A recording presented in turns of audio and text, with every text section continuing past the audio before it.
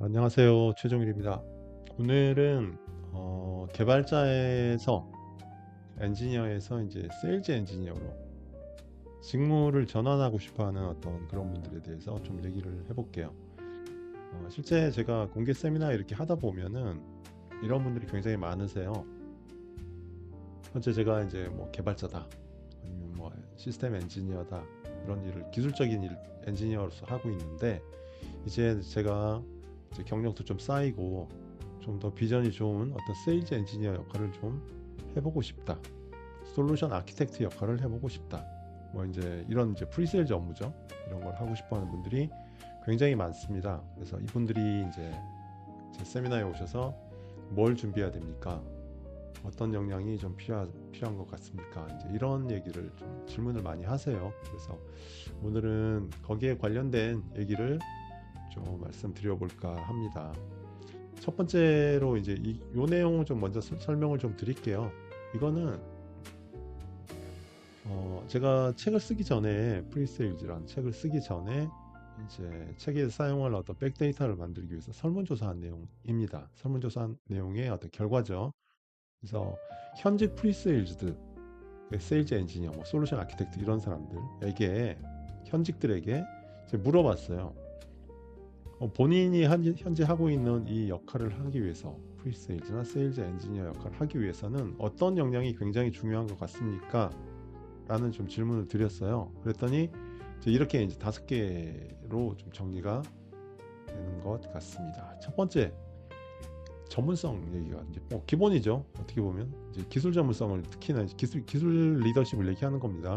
그래서 기술 전문성은 그냥 기본입니다. 뭐 어떤 업무를 하든지 소프트웨어에 대한 이해, 그다음 그런 기술력들은 이제 당연히 필수적으로 갖춰야 되는 역량이죠. 그래서 기술 전문성, 기술 리더십이 중요하다. 그다음에 커뮤니케이션 능력. 이건 사실 뭐 요즘 웬만한 직종들은 대부분 다 커뮤니케이션 능력이 강조가 되는 것 같아요. 뭐 프로젝트 매니지먼트를 하더라도 커뮤니케이션 능력이 굉장히 중요하죠. 근데 이제 세일즈 엔지니어가 입장에서는 이제 필수 요건인 것 같아요. 왜냐하면 세일즈 엔지니어는 항상 고객을 만나는 사람들이거든요. 그렇죠? 고객을 만나서 우리 제품을 어필하고 고객 얘기를 듣고 이제 거기에 맞는 솔루션을 만들어서 보여주고 설명하고 설득하는 그런 역할을 하기 때문에 그냥 뭐 기본 기능, 기본 역량입니다. 그래서 전문성과 커뮤니케이션이 가장 기본이다, 가장 중요하면서 가장 기본이다 라는 답변이 제일 많았어요. 그 다음이 나온 게 어떻게 기본 위에 이제 좀 더 스페셜티를 가져가는 어떤 능력인 것 같은데, 문제 해결 능력.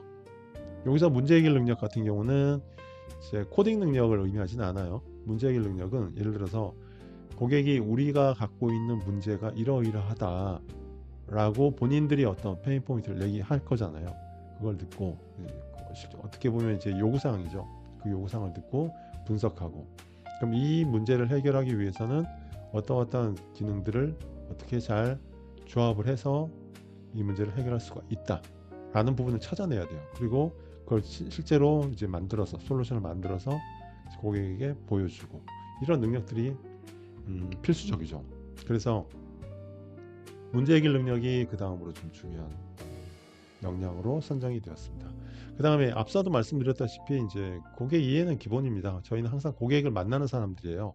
고객을 만나서 고객이 원하는 요구사항들을 정확히 이해를 해야 되고, 그럼 이 다음에 이제 고객의 KPI는 무엇이고, 그렇죠? 그래야지 그거 저희가 맞춰줄 수가 있고, 그래야 또 우리 제품을 사겠죠. 그렇기 때문에 고객 요구사항, 고객의 KPI를 이해를 해야 되고요. 고객의 어떤 인더스트리도 이해를 해야 돼요. 고객의 어떤 산업군에서 특별히 사용하는 어떤 그런 뭐 용어들 같은 거, 전문 용어들도 있을 거잖아요. 그렇죠?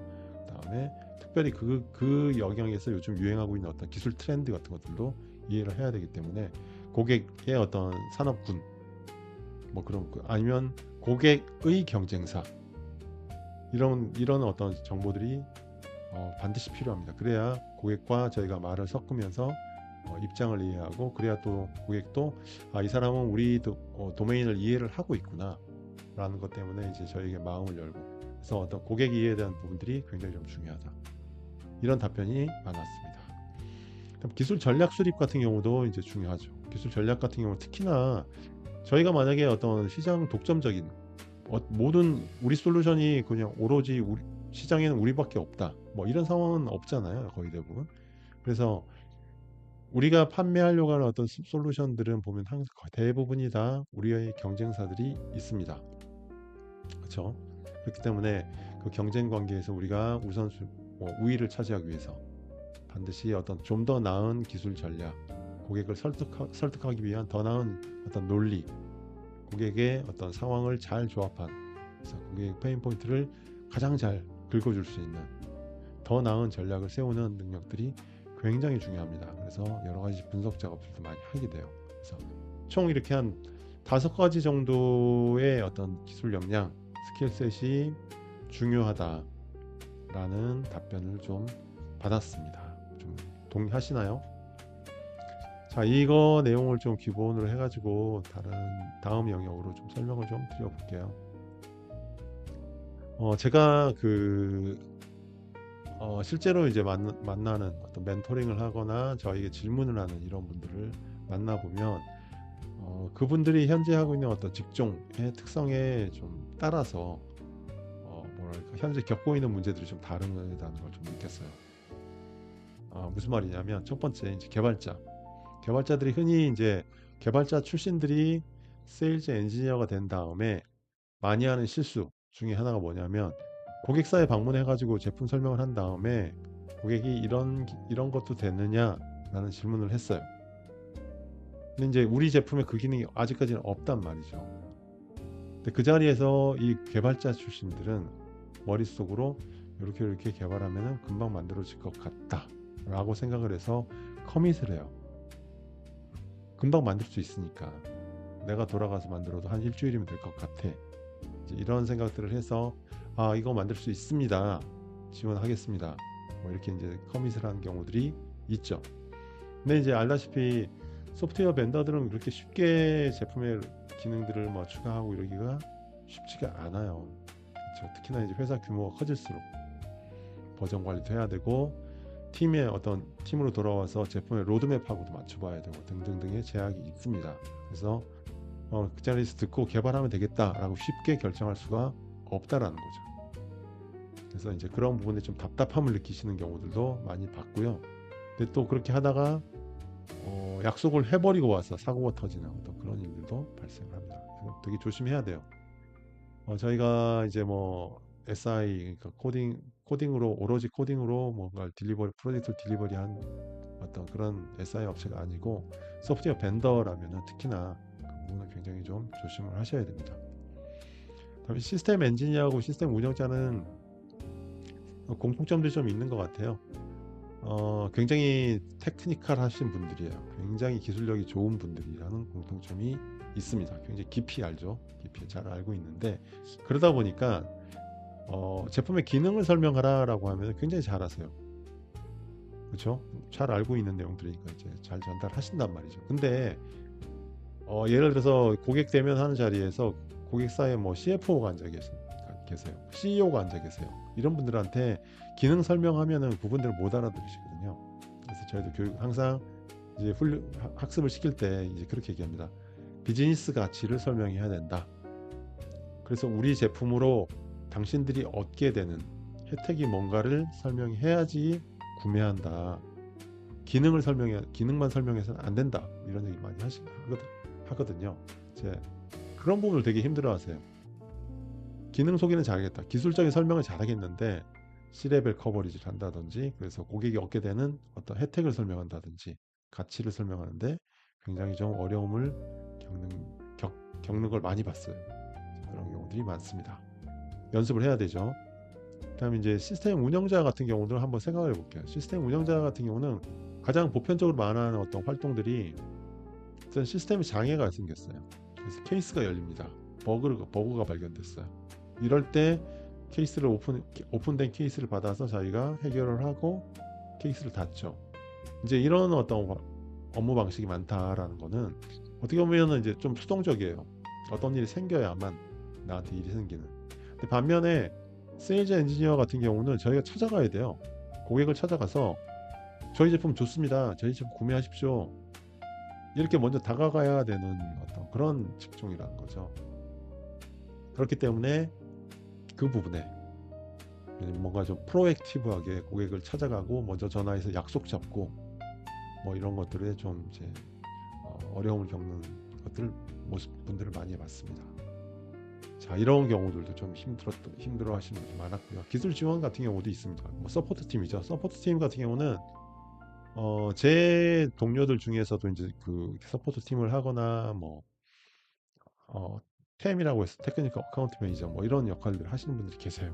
그러니까 특정 어카운트, 큰 어카운트 고객사 하나만 맡아서 그 이제 깊이 있는 어떤 지원 서비스를 하는 뭐 그런 분들이 많이 계셨는데, 그분들 같은 경우에 또 특징이 뭐냐면 특정 제품에는 이제 굉장히 깊이 잘 아시는 반면 여러 제품을 잘 알지는 못하는, 그러니까 본인의 어떤 주종목이 있는 거죠.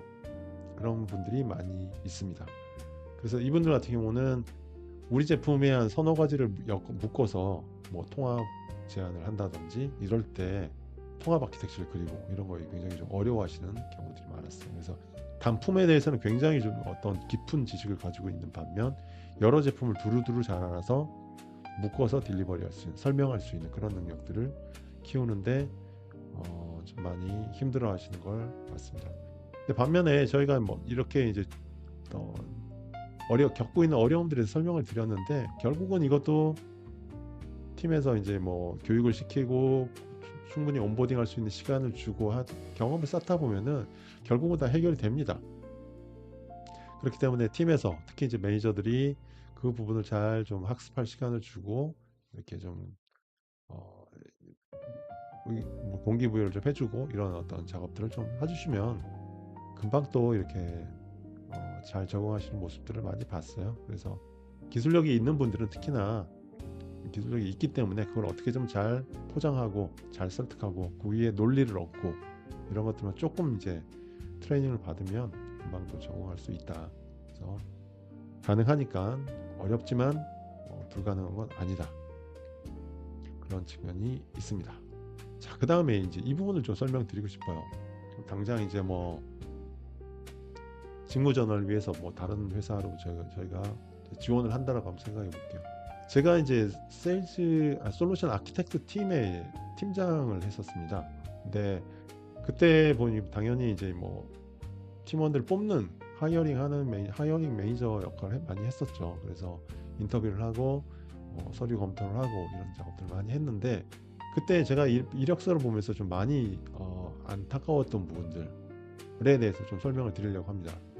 그러니까 특히 이제 엔지니어 출신들이 보면은 이력서에서도 좀 티가 나는 것 같아요.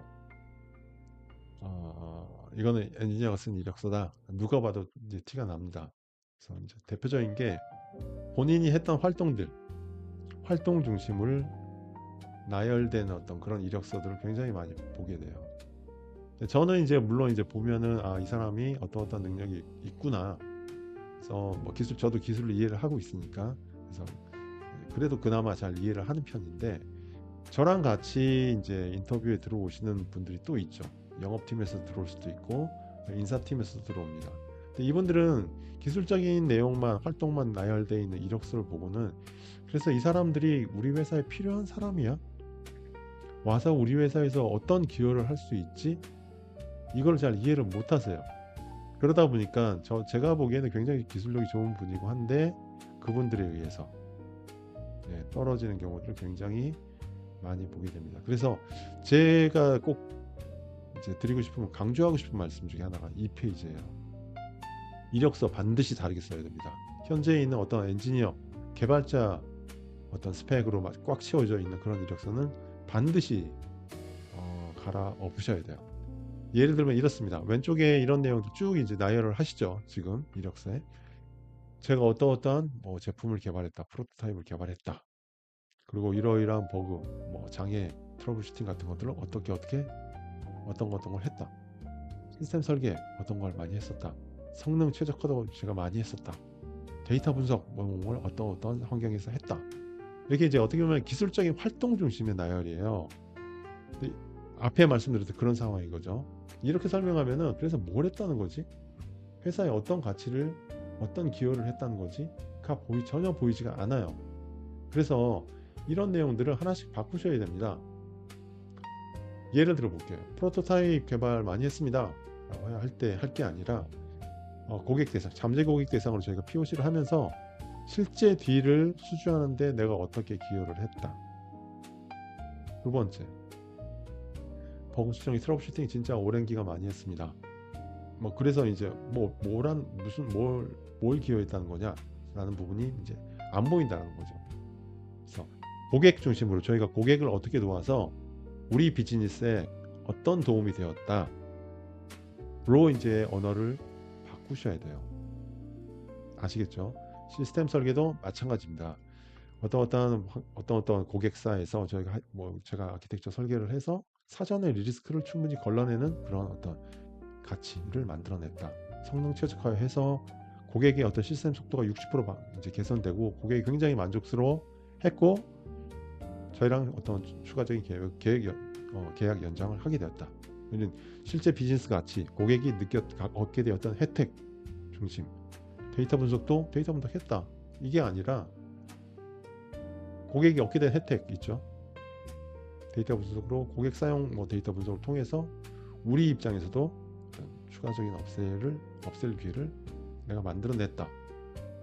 이렇게 해야지 제 그 HR이나 영업팀 사람들이 듣기에 이 기술을 써서 이런 걸 잘하는 걸 보니까 우리 회사에 와서 저러한 비즈니스 가치를 만들어낼 수 있는 사람이구나 라고 느껴지게 만들라는 거죠. 그래서 어떤 기술 활동 중심의 기술 활동이 나열된 그런 이력서 일단은 전혀 눈에 들어오지가 않습니다.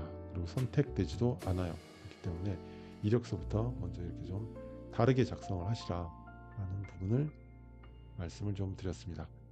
자, 오늘 제가 여러 가지를 좀 설명을 드렸어요. 일단 엔지니어에서 세일즈 엔지니어, 프리세일즈로 업종을 전환하고 싶은 분들에게 필요한 역량 5가지를 설명을 좀 드렸고요.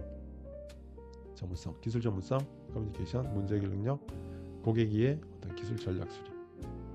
다음에 이제 각 현재의 어떤 직무에 따라서 처음에 프리세일즈로 전환했을 때, 세일즈 엔지니어로 전환했을 때 겪는 어려움들이 이렇게 있다. 하지만 계속 학습하고 연습을 하시다 보면 분명히 극복할 수가 있습니다. 너무 걱정하지 마시고요. 직업을 전환하실 분들은 먼저 이력서부터 내가 실제로 기여한 부분, 그래서 나온 어떤 비즈니스 효과 등을 이제 어필하는 이력서 형태로 먼저 바꾸시길 바랍니다. 자, 오늘은 이제 엔지니어에서 세일즈 엔지니어로 직무 전환을 고민하시는 분들에게 좀 도움이 될 만한 내용을 만들어 봤습니다. 좀 도움이 되셨을지 모르겠네요. 다음에 또 뵙도록 하겠습니다.